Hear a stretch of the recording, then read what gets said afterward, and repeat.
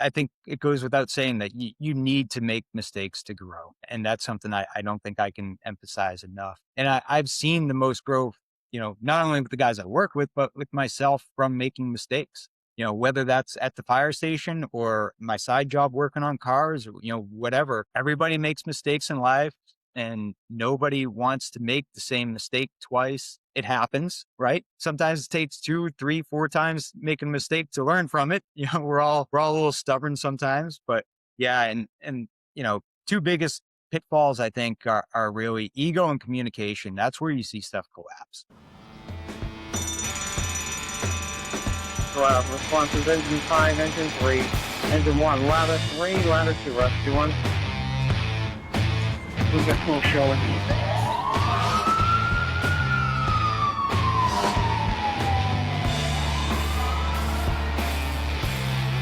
Division 1, you're on location, box 23, reporting smoke show on 727.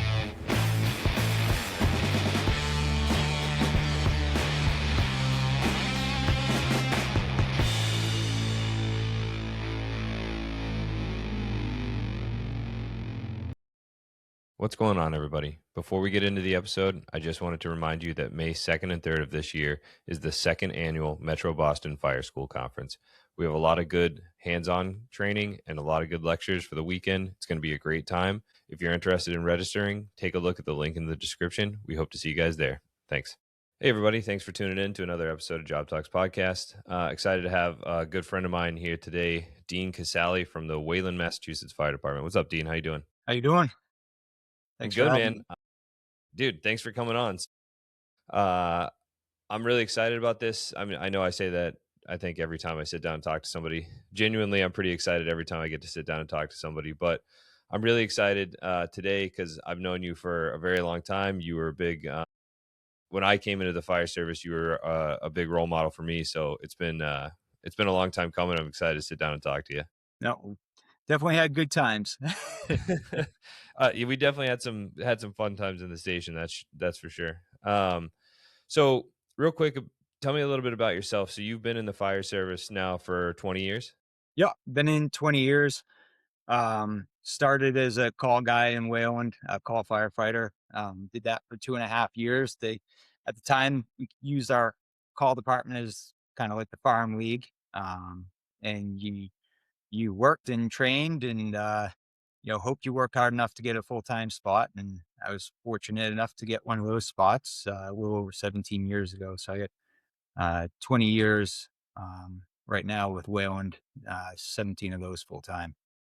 I might have been the guy that ruined the call department being a farm team. I I don't know think if it you were a was. guy that ruined it. It was just when we went, ALS and started hiring paramedics, which, it's a very good thing for our department. Um, but the way that we had used our call fire department, our call members, it was hard to, make that something that was, a positive thing for a paramedic looking for some real experience. So our call department kind of went away, over the years.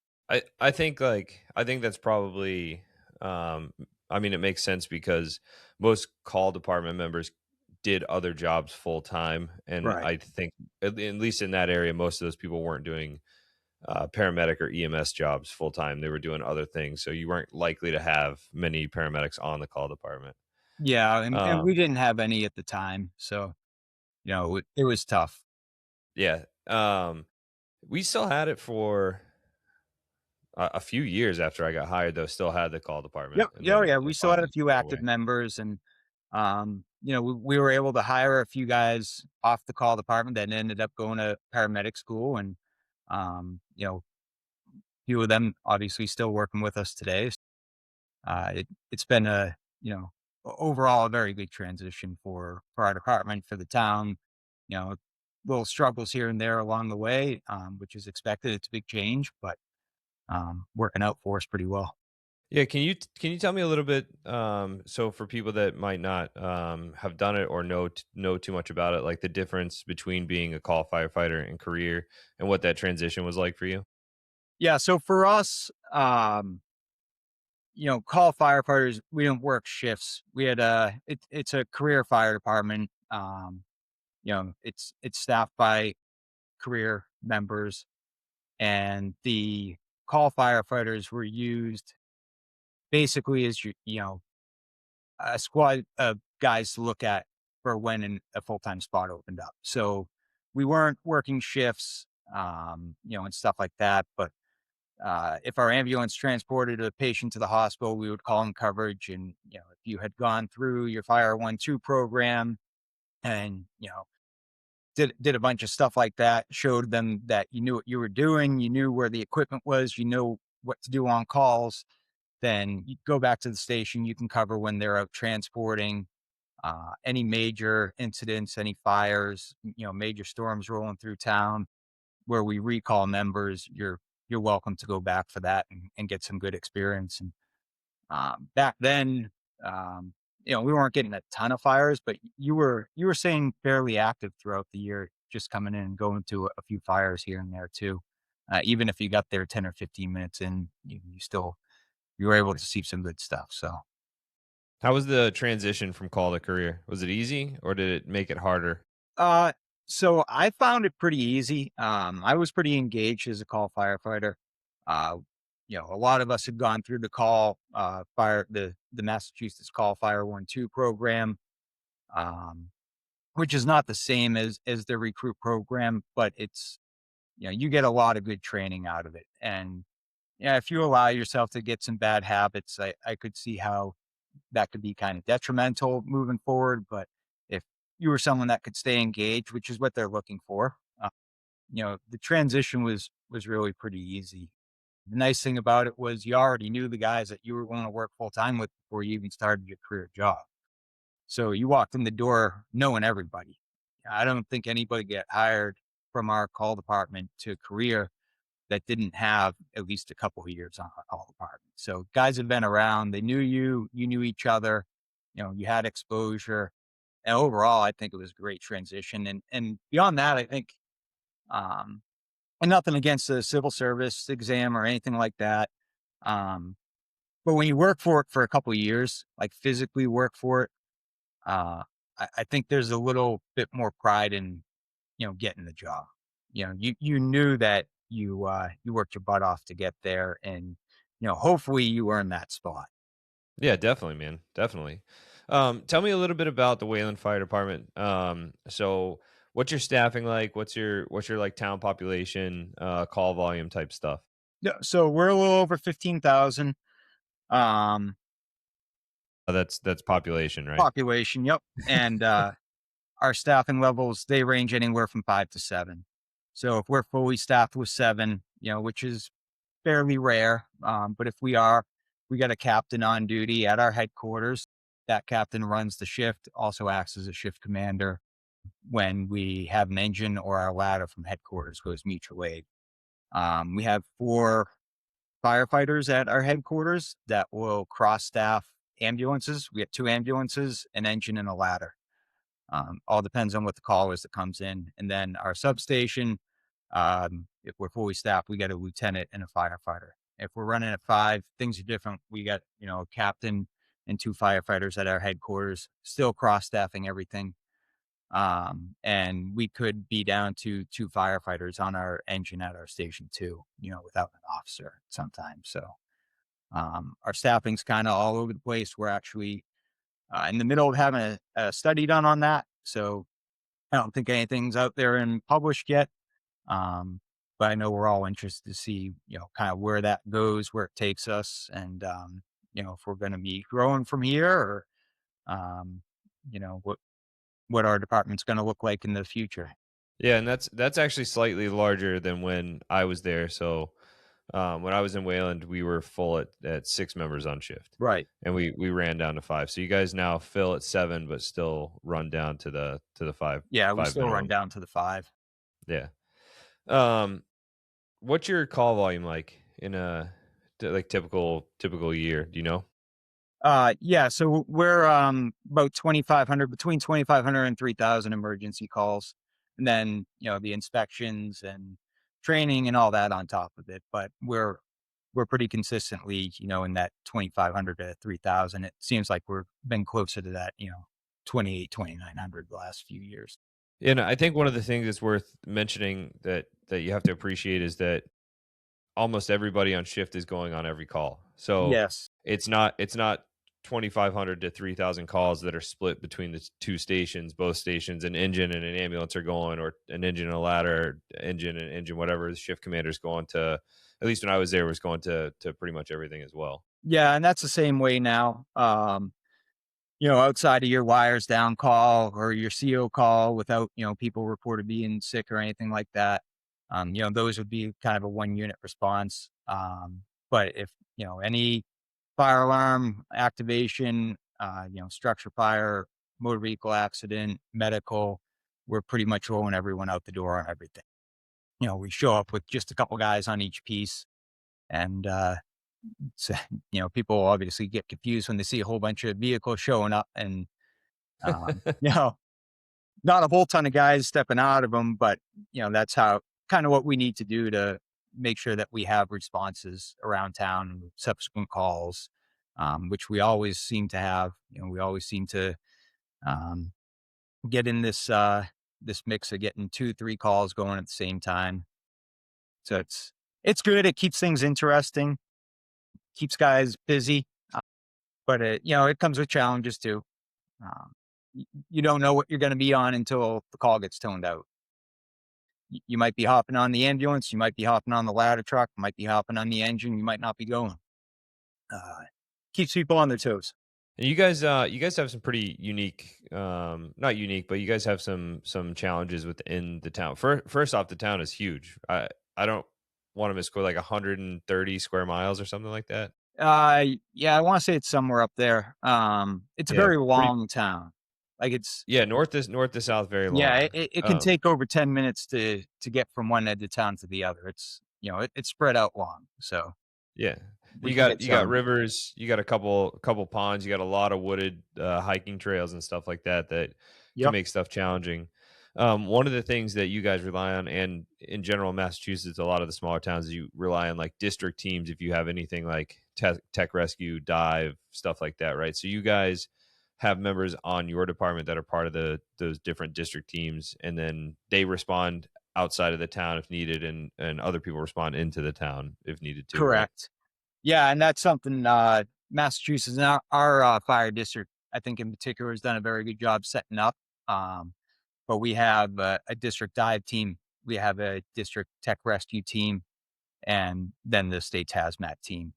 We don't have any hazmat guys on our department right now, but we got um, probably about 8 or so divers and tech rescue guys. So, Yeah, we got awesome. we got a few guys on those teams, which is nice, and uh, they're training all the time. So anytime we get a call like that, if it sounds like we might need divers, or it might turn into a high angle rescue or anything like that, we can call up our contact and get that team started right off the bat. And you'll have guys responding either from the job, from their department, or off duty to the scene.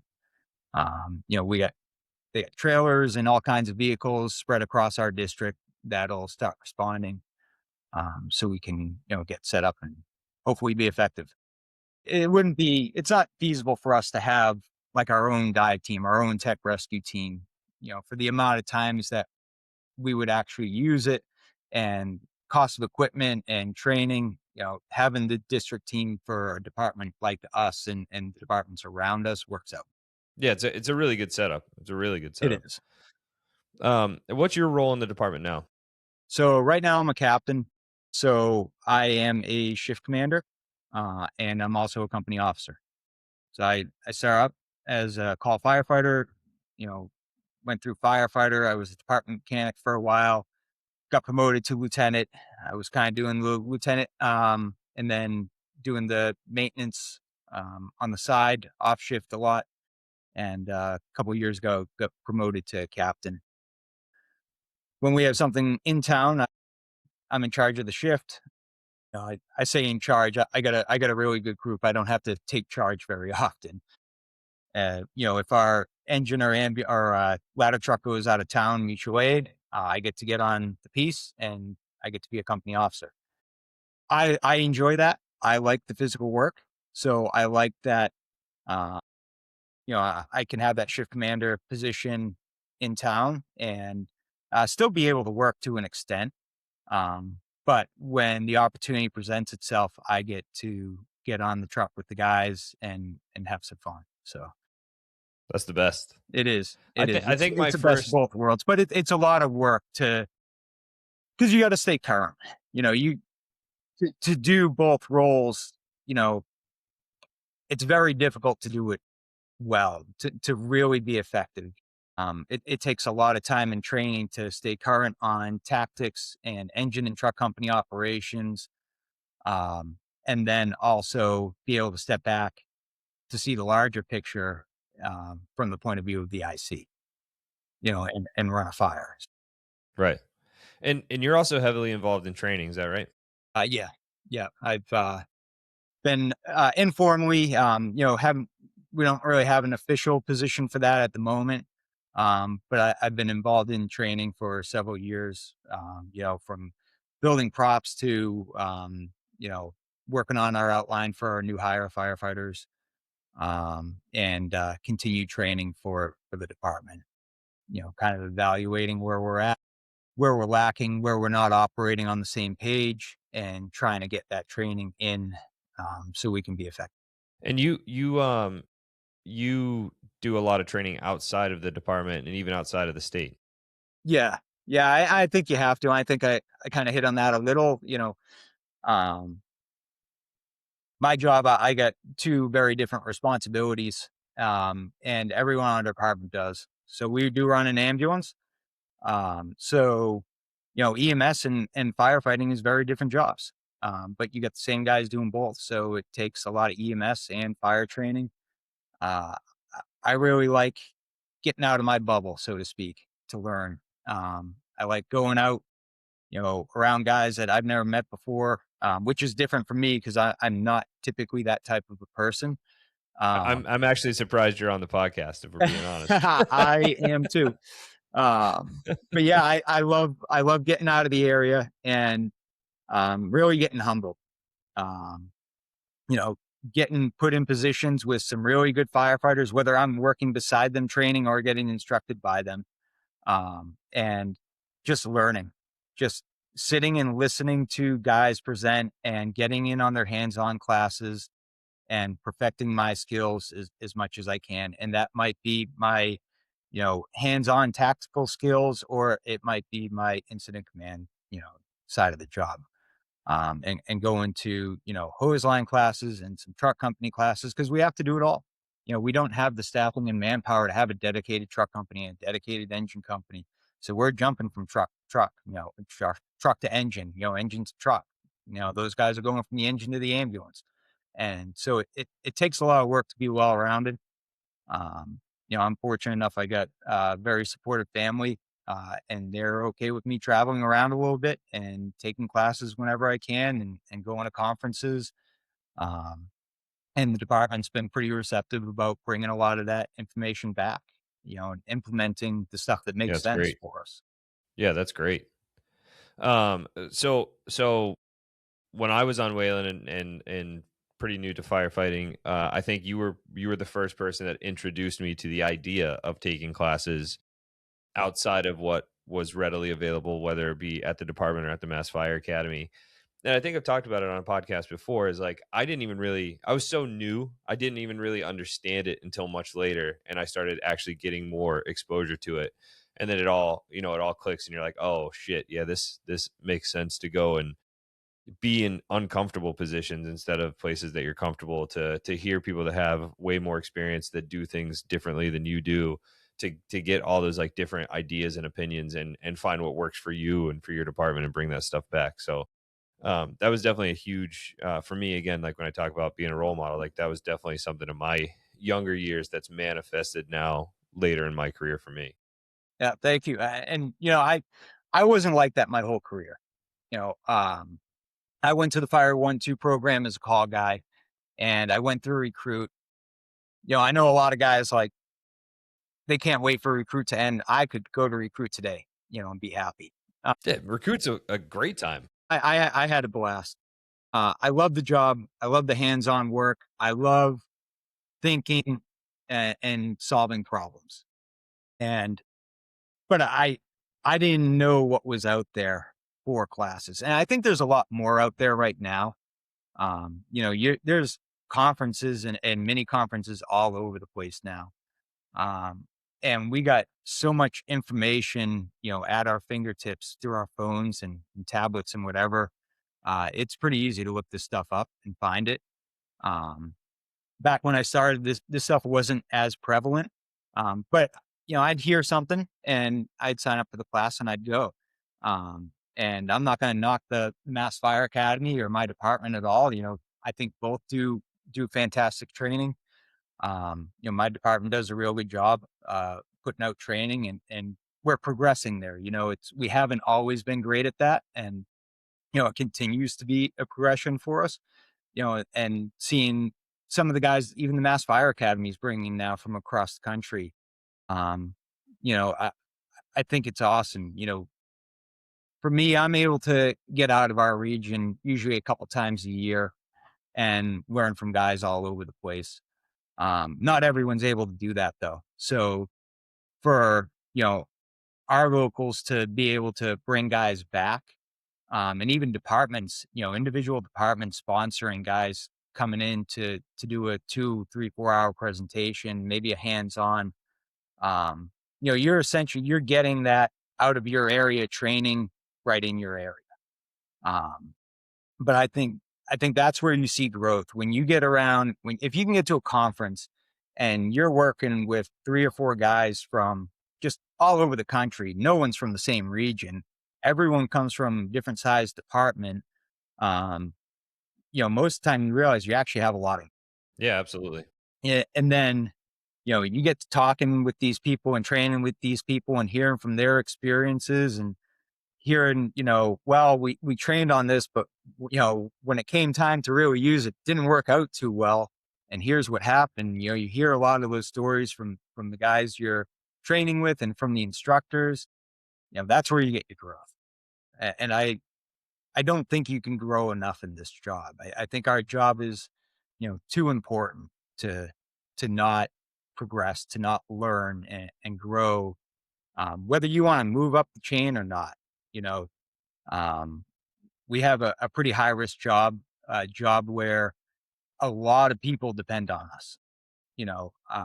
So I got 6 other guys on my shift. Well, it's not just those 6 guys that depend on me; it's their families too, and their extended families. And then obviously the public. Count every member of the public that calls us. I don't think you can. I think you got to pace yourself, but I don't think you can train enough for what we do.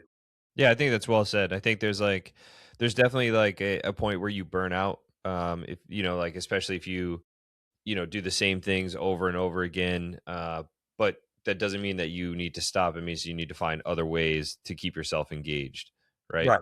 And I think that's one of the things we talked about before we hit the record button today was staying engaged. So Wayland is a smaller suburban department. The fire load is not the same that you're going to see in even like you said, like some of the cities literally next door to you. So how do you stay and how do you, as a shift commander and training officer, keep people engaged in a lower volume so that they don't become complacent in the like, well, this is never going to happen for me kind of mentality? Yeah, and I think a lot of it is really individual mindset. And sometimes it's getting people there, just getting them to realize how important our job is and that it's more than just coming in, doing a cursory check on a rig and, sitting around until the tones drop. Um, you know, I I relate our job to a team sport all the time. And I know myself and the lieutenant on my shift have had this conversation quite a bit, and he sees it the same way. We rely on each other a lot. And when you start training with your guys, you're going to have failures. You're going to have a lot of successes. You're going to have a lot of failures. And when those failures happen, I think it's important to not dwell on them so much that you're beating guys down, but you need to make sure that they realize, all right, where did this go wrong? You know, when we get this call, how's it going to go? Because we don't get to have a practice run when we get the call, right? Um, I know, like, I haven't shot my bow in a while, but being into archery, and I know You're you into can relate to archery? this. Archery, yeah, I'm sure you've done the same thing. You're training for hunting season, and you go out, and sometimes you might fling 20 or 30 arrows, and sometimes you go out and you shoot one arrow. I know, like, I used to go out, step off in my backyard, and it might be 20 degrees outside, and I'm gonna shoot one arrow because that's all I got. When I'm hunting, that's I'm gonna have one shot with that. It's the same thing in firefighting. Um, you don't get that other shot until you get the same call again. So I try to use training and drills to emphasize a lot of that. And what I tend to see is, when we're doing those trainings and those drills, even if guys weren't necessarily looking forward to it before we started it, by the end of it, it's like, wow, that was actually really good. That was awesome. Like, I learned a ton doing that. Um, and you start to build a team when you do that. And when you get guys that aren't afraid to be humbled around each other and aren't afraid to fail in front of each other, and we're willing to talk about what we did well and what we need to work on, that's where you start seeing the team really come together. You know, um, we had a place like, we weren't eating meals together a lot, and we were kind of, it was tough. It was small shifts, and you try to do a dinner, you get called out all the time. And, like, we eat together all the time now. We train together. We're always doing something together throughout the shift. You can bring in your own food, doesn't matter, but we're going to sit down together. And I think the biggest thing is really building that team mentality so that you build the relationships. That, if I mess something up, it's going to affect this person on my team or my entire team. And if I mess up bad enough, that's going to affect things outside of my control as well. Um, so when you can kind of relate it to that, I think you start getting some more buy-in from people. And that's been my experience. I know when I went to this shift, when I was getting promoted, there was a guy, he was worried about me coming to the shift because I was kind of gung ho about stuff. And I was worried about going to the shift to work with him. I love the guy. But I was nervous to work with him because he was like, not so gung ho about stuff. And we found a place where I think we kind of met in the middle. And he is one of the best people that I have ever worked with. He is engaged, always looking to better himself. The thing is, I don't have to point him in that direction. Like I said, I have a very good shift, and I really don't have to point these guys in a direction. They're at the point they're recognizing where they need to work, what they need to work on. Um, they're asking questions without prompting from myself or the lieutenant or anyone else. They're having discussions in the station, and if they haven't touched piece of equipment in a while, they're getting their hands on it. There's nothing better than on a rainy Sunday, when I hadn't gotten down to talk to the guys yet about what the day was going to look like, and I go down and they're out back throwing ladders. I didn't have to tell them to do that. They just, Yeah, that's great. they they wanted to throw some ladders. They wanted to get a little better at that, and you know I can just say, all right, well, that job just got a lot easier. They're doing their thing. I'm going to go work on my thing. I'm going to go, bring my command board up and start moving magnets around, watching a video or something. Yeah, Well, I think there's a couple things about what you said. One is like talking about the person that you were, a little bit leery of going to work with, and vice versa. Is that everybody has something to add in yeah, the fire department, and sometimes you just have to find that thing. And sometimes, I think I was talking to Ray McCormick about this because he was telling a story about a guy he had on his crew or in his firehouse that just didn't train, like didn't want to train, just wasn't his thing, but was an absolute performer on the fire ground. So he was a all in when I'm at work, and when I leave work, that's I leave work behind, and there are people like that, and so I Yeah. think like as a shift commander or as a trainer or training officer or whatever is you just have to find that common ground, like you said, that place where you meet in the middle and say, okay, well, this is what we have to do, like let's get this done, and I'm not going to make you do the XYZ, that maybe that I wanted to do necessarily. We meet in the middle, and then I think you find over time is that you both start going each way a little bit more, Yeah. and i Oh, for think sure. Yep. and I think like when you said too, like when people are because this happens all the time. Like I've seen it from when I was in the military now to in the fire service is, oh, we're gonna go train, and you get the eye rolls and the sighs and the I don't feel like doing that today.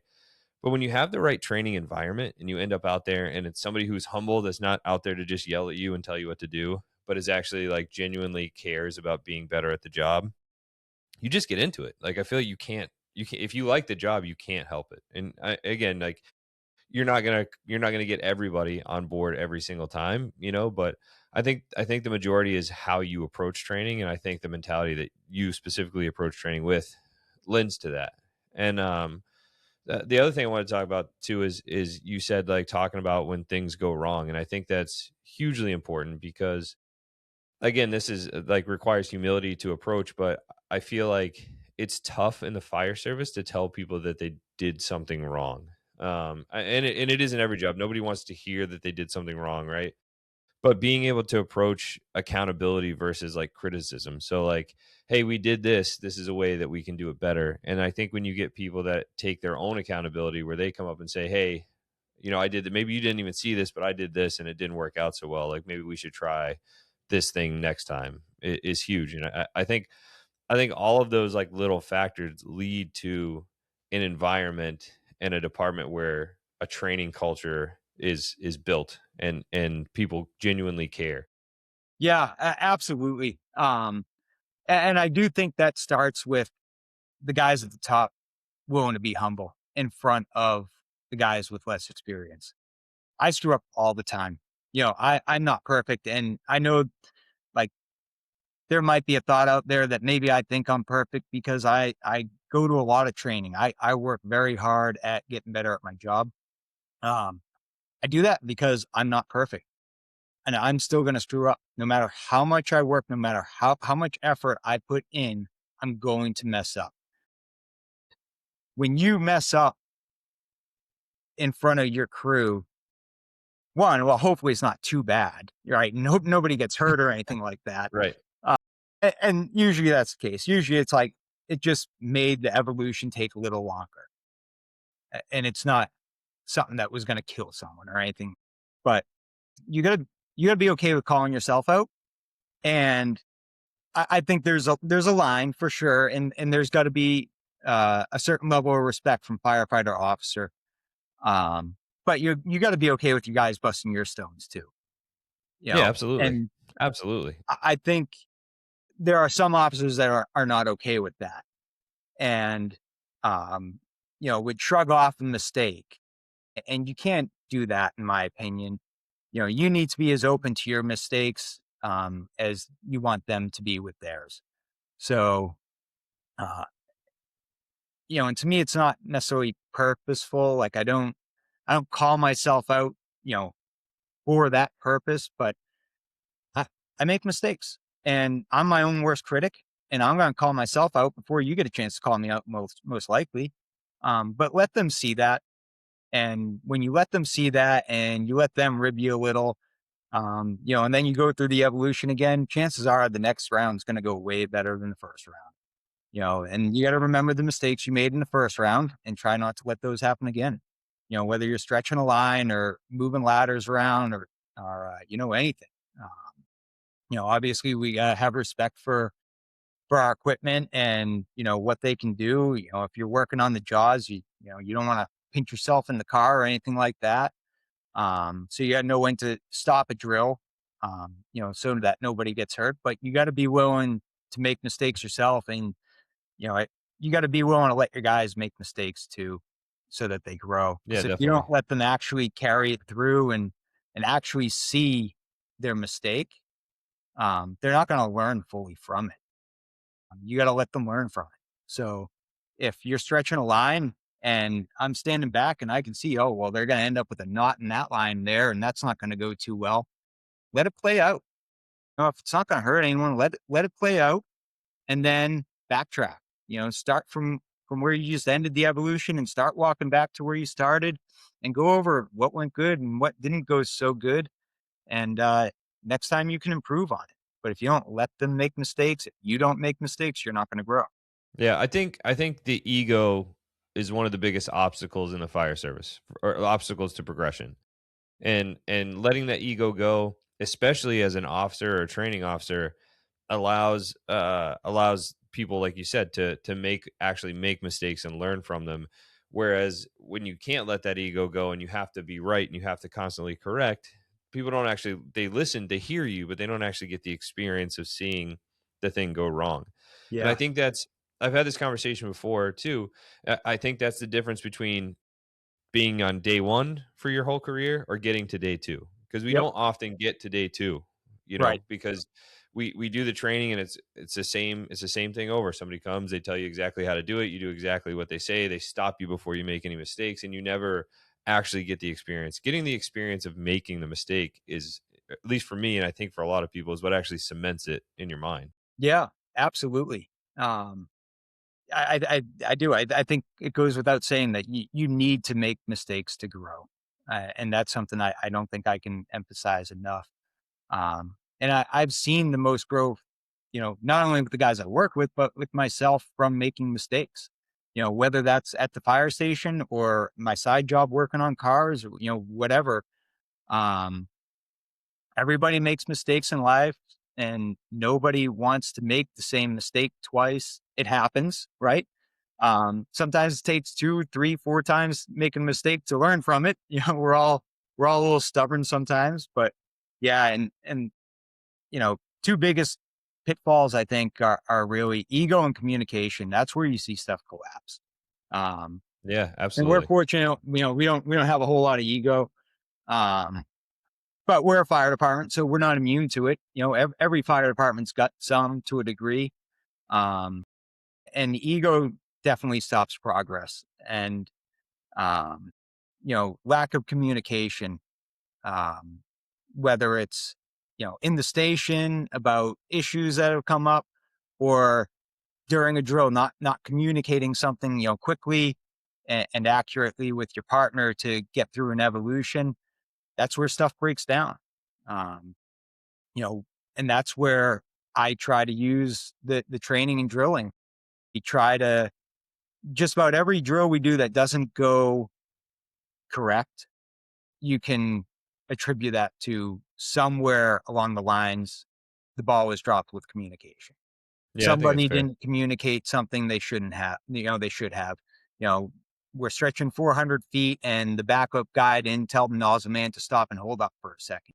And next thing you know, he's got another 50 feet off his shoulder, and his backup man's all tangled up. We gotta communication's key in our job. Just like a team, you gotta be able to talk to each other and point out what needs to be done and hold each other accountable too. Yeah, definitely.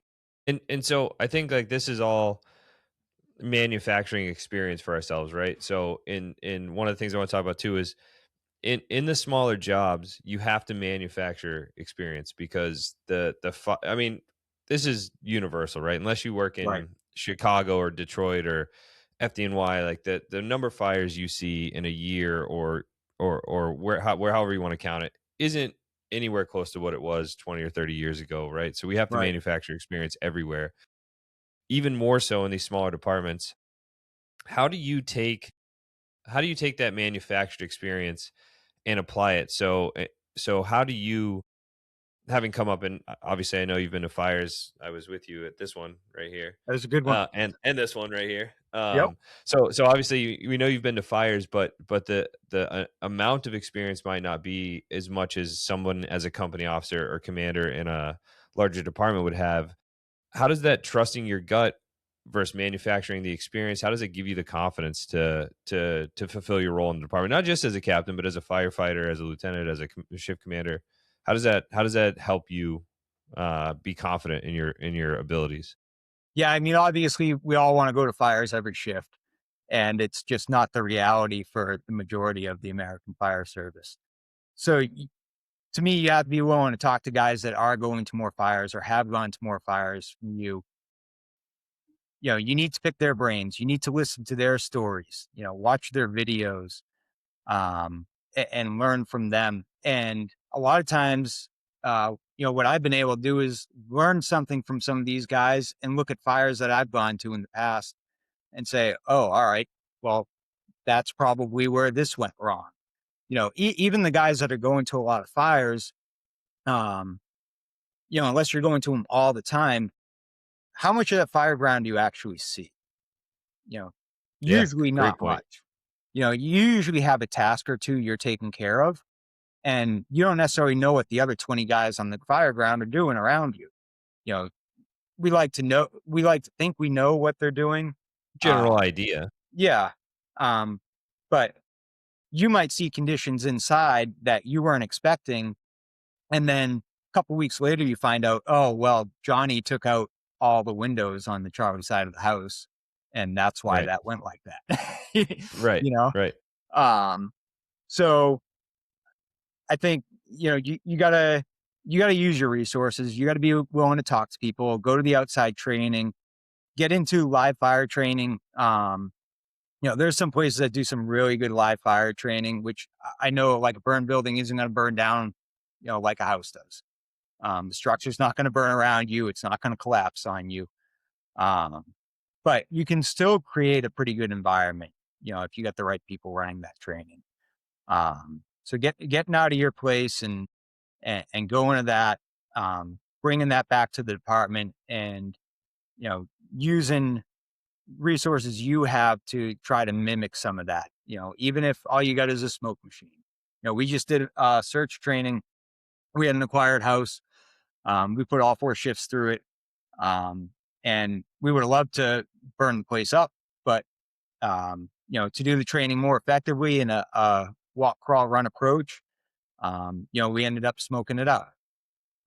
Ended up being, very valuable training to the guys. And, that's something we, we had to manufacture that. And, myself and one of the other firefighters, we were able to do that through a lot of the training that we've gone to outside our department, and, picking the brains of the other resources, even down to, how do you, we were used to like training in our basement and kind of setting that up sort of like a house to search. And, it worked. It was nice because we got to stay in the building. And if we got to run, we just drop what we were doing and head off. Um, but learning how to build out a house and build out furniture, to occupy that house and make it look like it's actually lived in, so that you don't have guys just searching empty rooms, and having dummies. Um, Last shift that went, I had my kids, they were live victims, That's which, great. which was a surprise for that shift. I think caught them off guard a little bit, to now they're actually pulling live kids out of here. So it's, you you gotta use your resources. You gotta be willing to get outside, train, watch videos, pick the brains of the more experienced guys, attribute that to what experience you do have. All right. And be able to look critically at what you've done in your career, the calls you've had, and understand why some have gone well and some haven't. And if you can do that, you're going to grow from it, even without having gone to a fire that shift. I think bringing it back to, like you said, the team sport comparison is, if you watch any professional sport on the sidelines, those guys are looking on the iPads or whatever, and they're watching the plays, and they're not only watching during the game, they're watching their own plays, right? They're reviewing what went well, what went wrong, whatever the case is. but between games, they're reviewing the other teams. Right. So, like you said, you find Fireground audio. I mean, does it make sense if your entire district is bedroom community that you're constantly listening to high rise fire operations? Probably not. I mean, it's fun to listen to, but probably not, right? But if you find those fires that are happening 2.5 story wood frames, taxpayers, like different stuff like that, you can get the sense of things that go right and go wrong and build a little bit of a repertoire or build a Rolodex, in your head a little bit. So I think, like you said, using that is hugely important. Yeah, you have to. A good example of that is I forget what year it was, but Loudoun County, Virginia, they had I think it was Meadowview Court. They had a good sized 2.5 story house that they had a fire in, had a couple guys get burnt up in, and they all survived. But they got hurt pretty bad.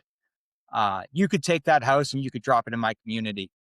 You could watch that video and be like, all right, that house fits in our town in Wayland, perfectly. Let's watch their review of this fire. Well, let's watch the fireground video, listen to the audio, and go through their review of that incident, and what went wrong for them. And they're showing up with a lot more manpower than us. So how are we going to handle that fire? What are we going to do tactically? What could we do different than them with what we have available to us? Do we call for more help sooner to get the manpower there, knowing that, this can happen? Look at some of the stuff they missed on that call that they were open to, open to sharing with everyone. Um, Looking at these reports, and dropping that structure in the town you work in, that can pay dividends. You know, Yeah, I absolutely. think I that think hits I home think because, we've watched that video. yeah, I usually do it, once a year or so. Especially if I get someone new to the shift, I'll Yeah. throw that up. So one of the things I want to bring up too with all this training is there, a lot of people talk about generational gaps, old school versus new school, and right. So we go back to like the beginning of the conversation where departments have to hire paramedics now because they staff paramedic level ambulances, which means that the candidate pool is smaller. If you have to hire a paramedic, you effectively cut out a lot of people from that hiring process. You get a different mentality, people that have worked in EMS. Some people do it to get on the fire service. Other people do it and then decide to get on the fire service, right? How do you as a shift commander, how do you bring those people into the fire mentality? How do you bridge that generational gap, or blend that old school versus new school mentality without without ostracizing the younger people, or even the like old school people? Yeah, and it's funny because I do find myself in the middle of the two generations, quite often, with my mindset, with my thinking. Like I find myself very much in the middle.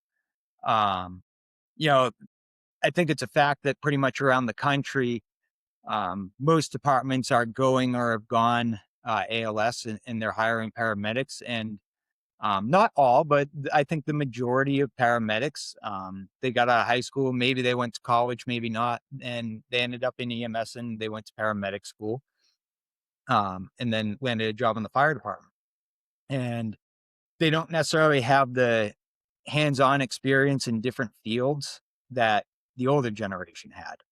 The older generation, there were a lot of guys in construction or working on cars, or plumbers, all kinds of stuff.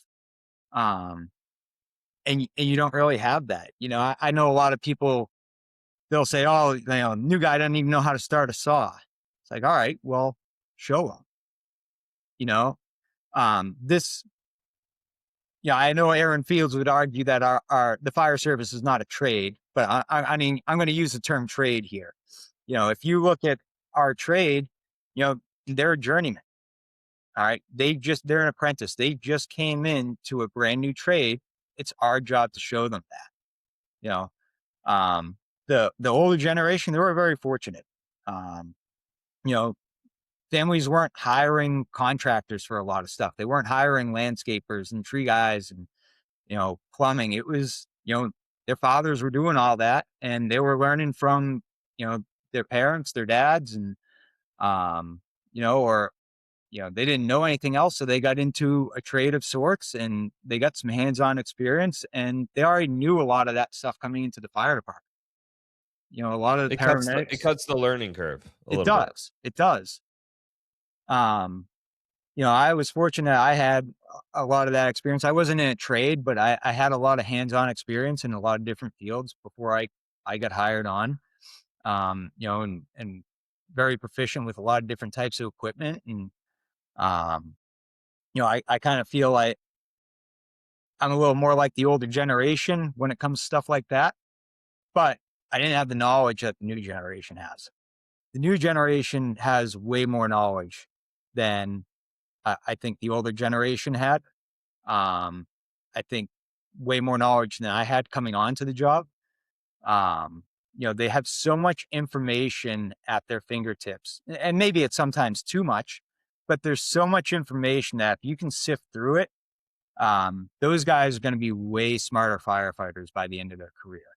And that's something we have to recognize. So they're coming in with the knowledge. We need to give them the hands on.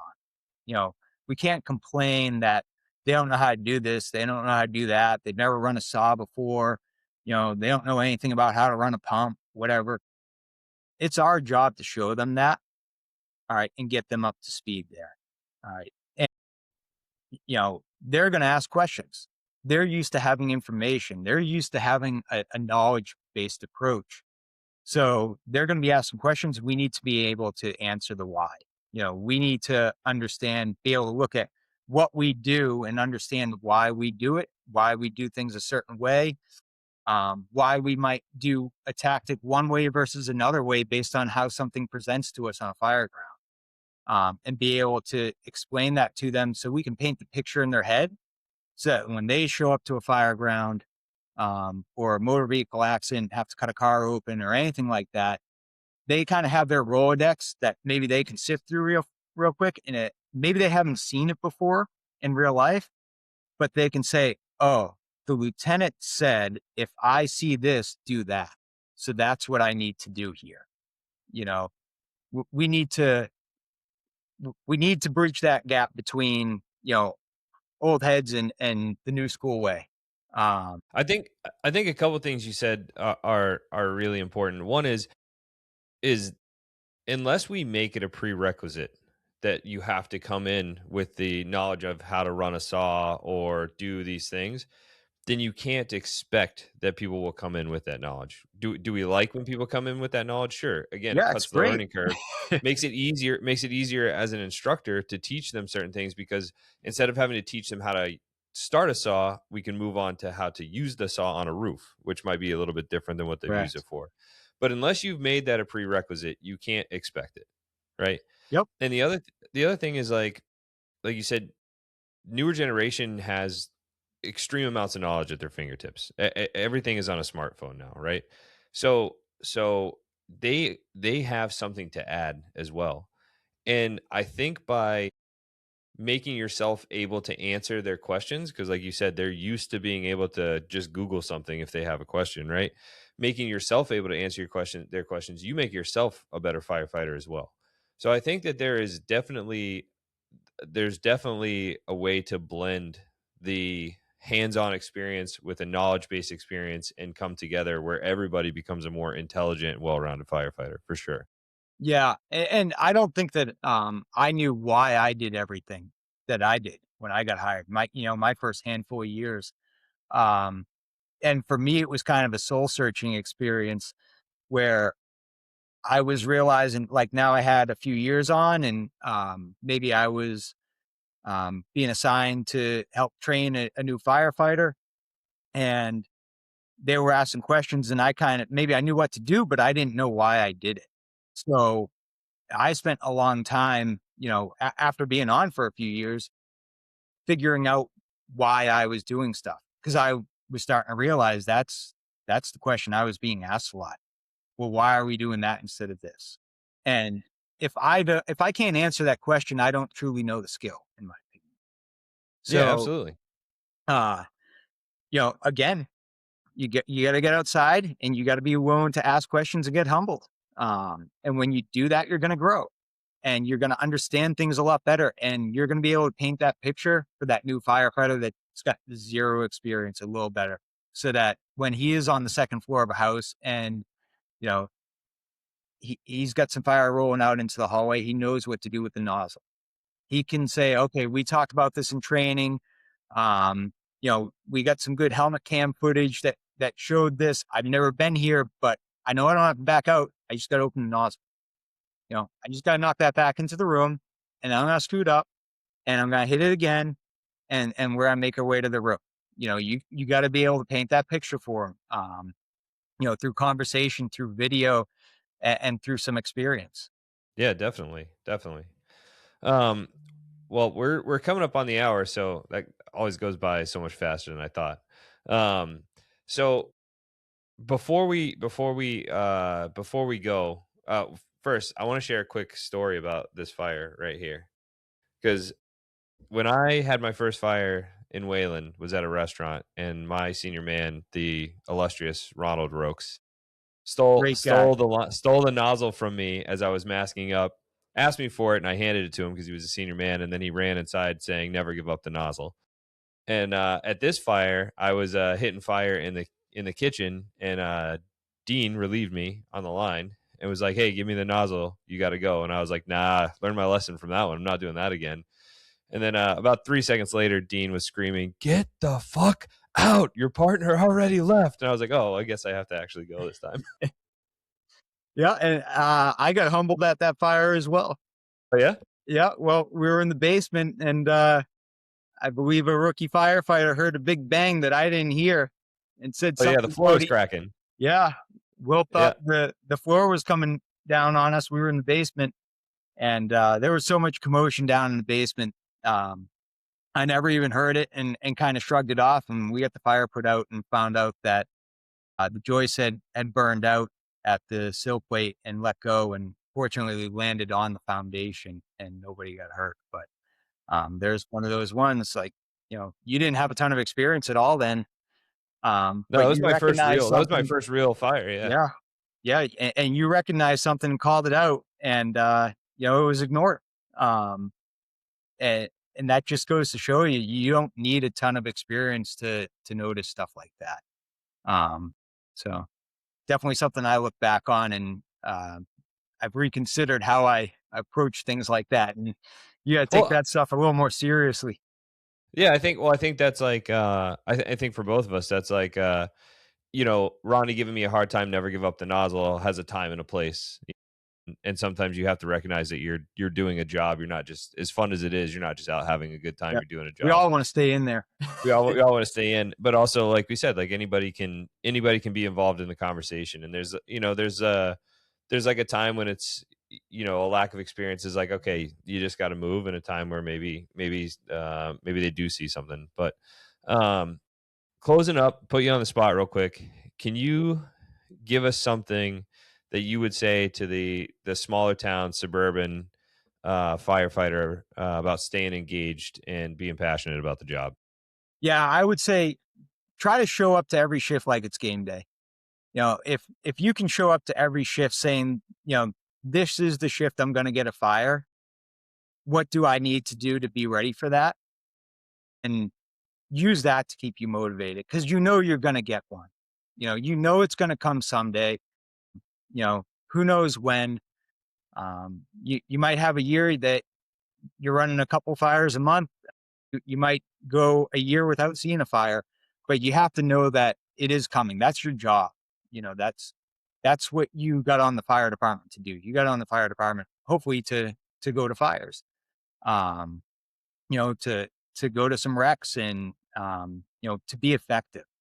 So I think you need to show up the shift asking yourself, what do I need to do to be an effective firefighter here, today? Where do I need the most amount of work? If we got a fire today, what am I not ready for? And if you can try to do that every shift, and know that someday it's going to pay off, but you don't get to call the shots on that, it's going to come when it comes, then you're going to get better every single shift. Just do something. And it doesn't have to be a 2-hour drill. It can be a 10, 15-minute drill. But do something every shift to stay engaged, to work with your crew, to communicate as a team. You know, you might be awesome at something, but maybe your partner isn't. And maybe you didn't realize that you two need to communicate a little more on something. Because at the end of the day, whether we're stretching a cross lay or 400 or 500 foot line, or throwing ladders and going up and venting a roof, it takes more than one individual to get those jobs done. And it doesn't matter how great you are. Let's make sure the guys around us are as good, if not better. Share information, share experiences, and stay engaged. I love that, man. Well, I think that's a good place to end. And I just want to say thanks for coming on. We have these conversations, fairly frequently. It's nice to get one on the camera, let other people hear. And I think I always say, like, I have a place in my heart for my alma mater, which is the Wayland Fire Department. So I'm glad you took an hour to come on with me, man. And also want to say good luck next weekend. Actually, I think the weekend this is going to air, Dean's going to be running a 50-mile run because he's absolutely fucking insane. Attempting. Are you raising money or anything for that? No, this one's for me. All right. Yeah. So, yep, gonna be most I've ever run. I know a lot of people run a lot more than that, but this is my first big one. So, Dean actually asked me if I would like to join him. My reply was a polite no fucking thank you. I don't want to run 50 miles.